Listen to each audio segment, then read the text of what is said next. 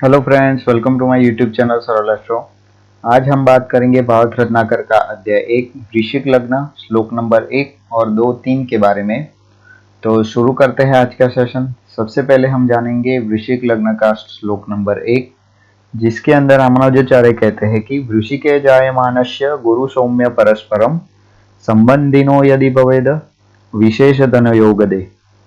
इसका मतलब यह है कि ऋषि लग्न के अंदर किसी का भी जन्म हो और गुरु और बुध का परस्पर युति, दृष्टि या तो फिर परिवर्तन से संबंध होता हो तो वो विशेष धनदायक होता है। देखिए, मैंने पहले भी आपको दिखाया है कि अ, संबंध तीन प्रकार के होते हैं, युति, दृष्टि या तो फिर परिवर्तन।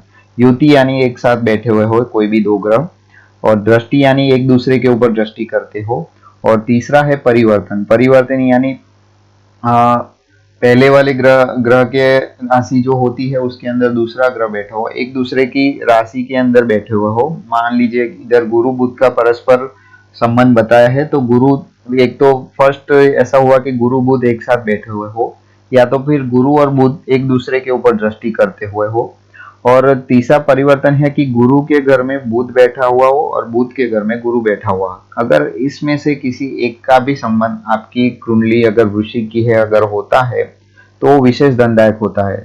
तो देखिए, ऐसा क्यों कहा, तो वृश्चिक लग्न के अंदर गुरु जो होता है वो धनेश और पंचमेश होता है, दोनों लक्ष्मी स्थान है। आप देख सकते हैं कि दोनों त्रिकोण स्थान है और उसको लक्ष्मी स्थान भी कहते हैं, और दोनों धनदायक ग्रह है।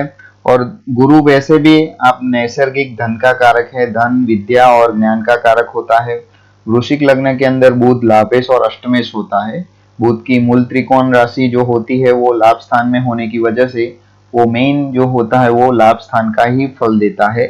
इसी वजह से धनेश और लाभेश का संबंध इधर सबसे अच्छा दिया गया है और वो खूब धन आपको देता है।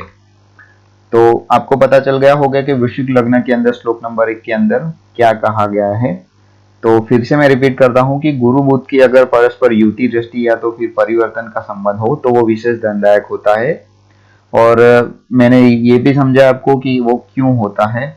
अब बात करेंगे वृश्चिक लग्न श्लोक नंबर 2 और 3 के बारे में। ये दोनों कंबाइंड श्लोक है, इसीलिए एक साथ हमें लेने पड़ेंगे। तो शुरू करते हैं। सबसे पहले जानते हैं श्लोक नंबर 2। उसके अंदर कहते हैं कि तृतीयस्थो यदि गुरु रोधार्य मधिकम भवेत सप्तमस्था सूर्य सौम्य शुक्रो यदि बुधस्य च। और तीसरे श्लोक में कहते हैं कि दशा काले तु संप्राप्ते वृश्चिकक्षे तु जातकः और राजयोग समाप्नोति महति कीर्तिमश्नुते।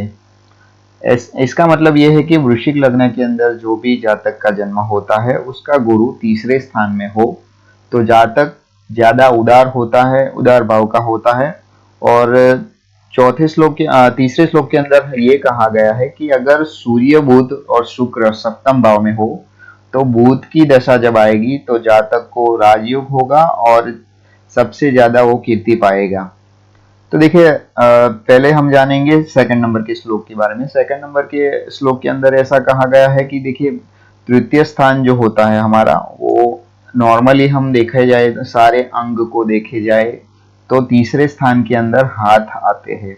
तृतीय स्थान के अंदर गुरु बैठा हुआ हो, अगर तृतीय स्थान से गुरु एकादश भाव को देखता है, एकादश का भाव भी जो है वो हाथ का है। आप देख सकते हैं कि मैंने एग्जाम्पल के तौर पे यहाँ एक कुंडली दिखाई है, उसके अंदर दोनों कंडीशन फुलफिल की है, सेकंड नंबर का श्लोक और तीसरे नंबर का श्लोक। यहाँ हम बात करेंगे सेकंड नंबर के श्लोक के बारे में। तो उसके अंदर ये कहा गया है कि तीसरे स्थान के अंदर गुरु हो तो जातक ज्यादा उदार होता है।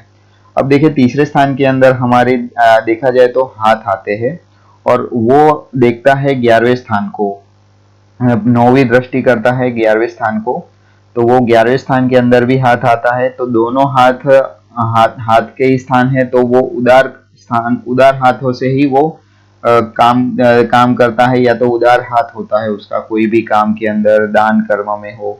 तृतीय स्थान से गुरु नवम भाव को देखता है, वो भी धर्म धर्म स्थान है।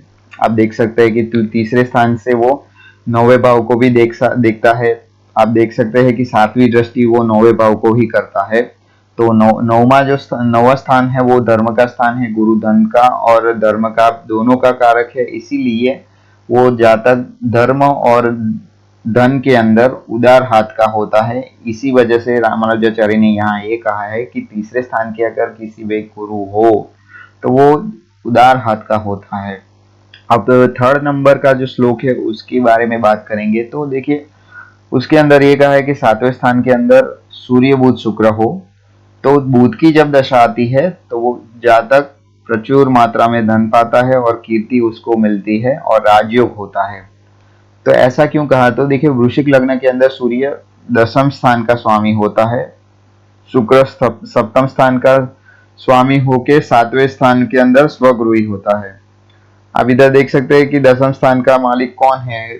देखिए 10वें स्थान के अंदर सिंह राशि है, सिंह राशि का मालिक सूर्य है और सूर्य कहाँ बैठा है तो वहां सातवें स्थान के अंदर बैठा है और शुक्र जो है वो सप्तम स्थान के अंदर बैठा हुआ है और वो कौन से मालिक कौन सा स्थान का मालिक है तो देखिए इधर स्वगृही होता है और दूसरी उसकी राशि है वो 12वें हाउस में है। 12वें हाउस के बारे में आपको पता ही है कि दूसरे और 12वें हाउस स्थान का जो ग्रह होता है वो दूसरी राशि के हिसाब से आपको फल देता है। तो दसम स्थान जो होता है वो राज्य तथा यश का प्रतिनिधित्व करता है और बुध जिसके साथ ग्रह बुध के साथ जो भी ग्रह बैठता है वो बुध जैसा होता है वैसा ही वो फल देता है। बुध के साथ जो भी ग्रह बैठता है वैसा वो फल देता है और अष्टमेश लाभेश होने की वजह से सूर्य शुक्र की युति इधर राजयोग कारक फल देती है।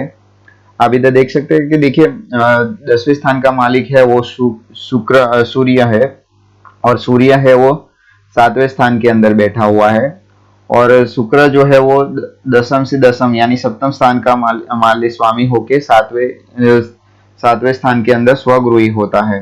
तो ये दोनों देखिए अष्टमेश और लाभेश का जो कॉम्बिनेशन है, अब अष्टमेश लाभेश होने की वजह से सूर्य शुक्र की युति में वो अच्छा राजयोग कारक फल देता है। देखिए बुध जो है वो अष्टमेश है और लाभेश है। अष्टमेश लाभेश का कॉम्बिनेशन भी आ गया और 10वां स्थान कीर्ति स्थान है, यानी आपको यश कीर्ति या तो फिर राजयोग कैसे प्राप्त होगा वो 10वें स्थान से देखा जाता है।